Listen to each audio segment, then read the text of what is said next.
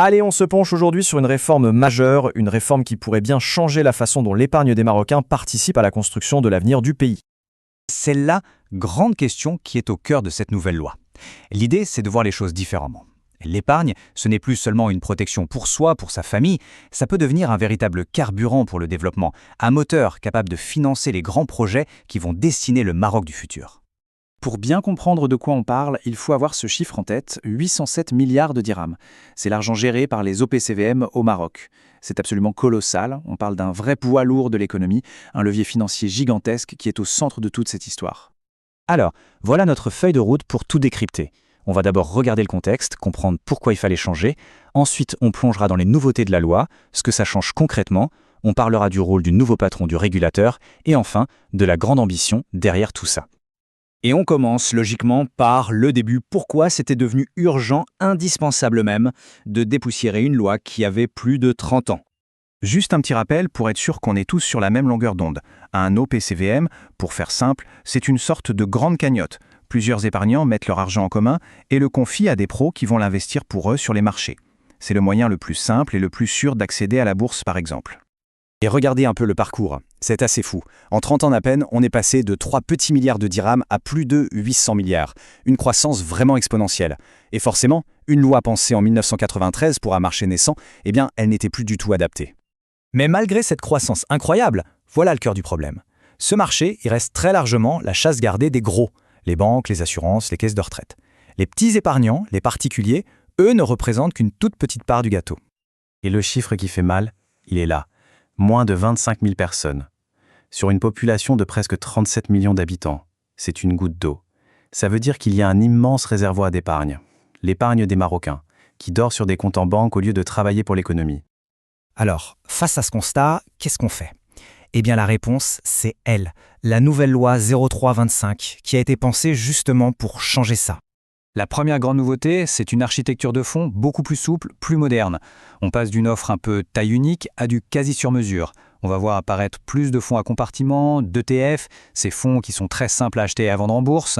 Bref, l'idée, c'est de pouvoir proposer des produits bien plus adaptés aux besoins de chacun. L'autre révolution, c'est qu'on élargit le terrain de jeu des gérants.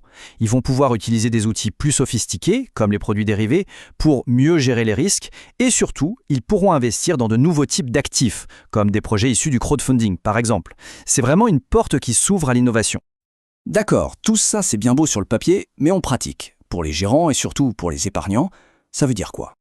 En fait, cette image résume parfaitement le changement de philosophie. On quitte un modèle rigide, qui a bien servi mais qui est daté, pour entrer dans un monde beaucoup plus flexible, beaucoup plus modulaire.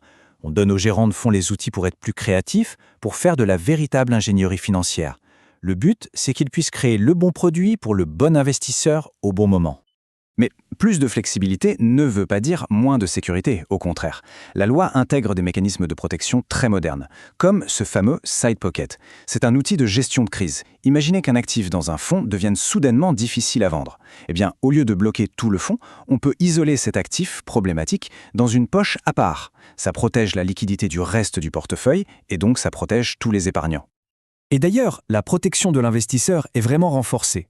Le gendarme des marchés, la MMC, aura son mot à dire avant la création de chaque nouveau produit. Il faudra aussi beaucoup plus de documentation, de transparence sur les risques. L'idée, c'est de construire un cadre qui inspire vraiment confiance. Il faut dire que cette réforme, elle n'arrive pas par hasard. Elle est portée par une vision très claire, celle du nouveau président de la MMC, Tariq Senaji, qui vient d'être nommé. Dès sa première prise de parole importante, il a mis la barre très haut. On comprend tout de suite qu'il ne s'agit pas d'une simple mise à jour technique. Pour lui, la gestion d'actifs doit devenir une locomotive pour le financement stratégique du Maroc. Les mots sont forts. Et sa vision, elle tient en 3 mots-clés. Confiance, transparence et régulation intransigeante. C'est le triptyque sur lequel il veut tout construire. Pourquoi? Parce que c'est la seule façon de convaincre les millions de Marocains qui sont encore en dehors du jeu de se lancer et de faire confiance au marché financier. Et c'est là que toutes les pièces du puzzle s'assemblent. Parce que tous ces changements techniques, toute cette nouvelle régulation, tout ça sert à une ambition bien plus grande, une ambition nationale. Il faut bien voir que les EPCVM sont déjà des acteurs majeurs de l'économie. Ils détiennent près de la moitié de la dette de l'État et animent la bourse de Casablanca. Ce sont en quelque sorte les discrets mais puissants banquiers de la nation. L'objectif ultime, le voilà, c'est de démultiplier cette force de frappe. C'est de réussir à attirer cette épargne qui dort pour la diriger vers l'économie réelle. Pour financer les grands chantiers du pays, que ce soit la transition énergétique, les infrastructures, le numérique, et au passage, renforcer la souveraineté économique du Maroc en ayant moins besoin des capitaux étrangers. Finalement, cette réforme pose une question qui nous dépasse tous, qui va bien au-delà de la finance.